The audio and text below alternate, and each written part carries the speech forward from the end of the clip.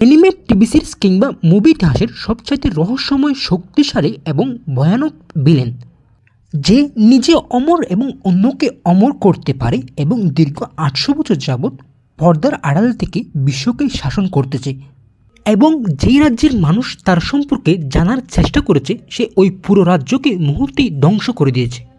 সেই হচ্ছে one piece anime সিরিজের ভিলেন ইমো, যার সম্পর্কে দীর্ঘ ২৫ বছর যাবৎ বলা হলেও তার পেজ এখনও রিভিল করা হয়নি সিরিজে। কিন্তু সম্প্রতি মাঙ্গা চ্যাপ্টারে তার পেজ রিভিল করা হয়েছে এবং তার শক্তির সামান্য কিছু অংশ এখন পর্যন্ত দেখানো হয়েছে, যেখানে সে লুফির রাইট হ্যান্ড এবং লেফট হ্যান্ড জোরু এবং সানজিকে মাত্র কিছু মুহূর্তের মধ্যেই পরাজিত করে। তার পেজ রিভিল হলেই পুরো অ্যানিমে জগতে হইচই পড়ে যায়, কারণ এতদিন সবাই জানতো ইমো একজন মেয়ে।